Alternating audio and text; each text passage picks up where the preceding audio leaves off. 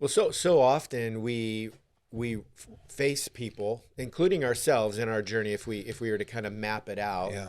over these peaks and valleys, there are these ups and then there's these downs, and the downs are clarifying moments to what, if we're going to get back on. A lot of times they're off ramp invitations too, to go, maybe this down is actually a way to get off and into a whole new thing. Right.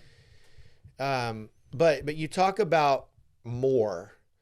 And this more is a weird word, because depending on what stage we're in and some of those peaks and valleys, more can mean more money. It means more status, more reputation, more external success that we would say, like the things that we get awarded for based on performance, the things we receive. But then for someone who's maybe further down into that road, the more isn't about money. And I'm curious to know, when you say more, what was the more for you? It's a great question. It had a little to do with money. It had to do with quality of life, quality of choices I get to make, and people I surround myself with, and experiences I get to have, and money, and experiences in life, right? My relationship with my kids, my relationships with my wife, my extended relationships, the community that I'm either part of or I'm not part of. It was just more. It was to have, I guess, a textured life as opposed to a smoothly plastered one. Sure. That's a nice metaphor. Yeah. Huh. Textured. Yeah. That's a good word. We use this word, like you're saying, just say, I want more. Yeah. And I think in early stage in our life, it has a pretty precise definition around some Right. pretty obvious success metrics. How or in what way, how did you make a shift to where it went from, we'll just say, money to texture? What was that journey like for you? I think it was the courage that it takes to be really aware, aware of me or aware of others, aware of a broader world around me. I think that was probably the biggest part. It was a willingness to open up my awareness, because it was easy for me to be a big fish in a really small pond. Yes. So describe for us in one metaphor what you were like before this transition. A really big fish Fish in in a a really small- big small pond. What's his name? Yeah. Well, that's an interesting story, right? So he is normally just this unassuming, casual, until the moment, and pufferfish pops out. There he goes, right? So with pufferfish, right? These little guys Pufferfish. that So swim around, they get real Yes, big. you and I discovered a character we now know to be pufferfish. Yes. Puff Daddy. He That's shows it. up. It doesn't quite work that way. No. Yeah, pufferfish it is. And how does what does that mean in the lived experience? What are some examples? How does pufferfish show up? Pufferfish came from a lot of deep work, a lot of reflection, a lot of help from a lot of good people. And I realized that it came from a place in my life that was difficult. And it was the self-preservation side of me. It was, you don't know what you don't know, and you develop mechanisms. And mine was pufferfish. Because if you go really big and really over the top with stuff, it generally tames the rest of the environments around you. Yeah. So it either scares off who needs to be scared off, and bites, it keeps a lot of predators away. And I just learned it somehow very young, and it carried very thematically through my life. And I finally was able to, we have fun with pufferfish today. Yeah.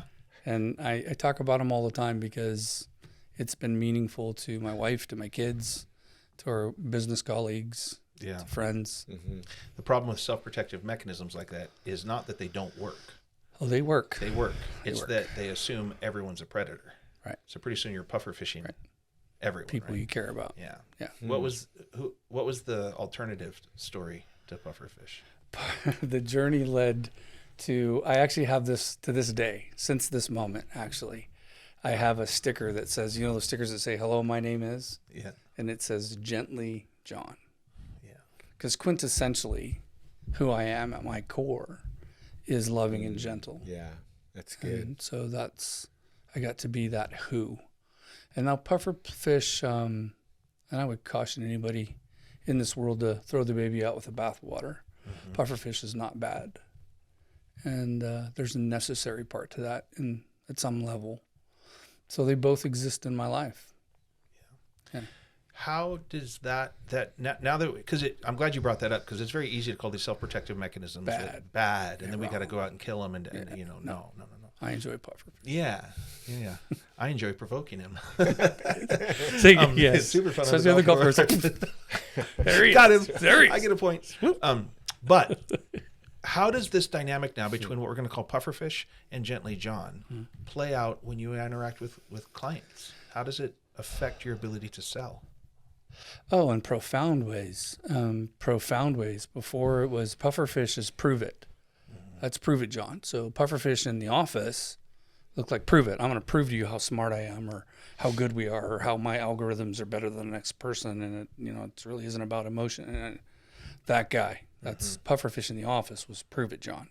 So if we need another character, pufferfish disguises himself as prove it, John. Yeah. Right? Super competent, super smart, has all the charts and graphs, resting can talk confidence through voice. everything. Interesting.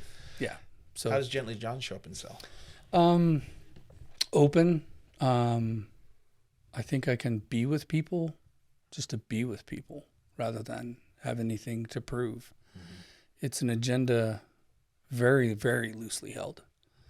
And I think it's the quality of our life, I currently believe, at least to some degree, many degrees, is determined by the quality of the questions I'm willing to ask myself and dare to answer. That's kind of my measure now. Yeah. It's a fascinating thing to consider because the financial industry is so highly regulated. Yep.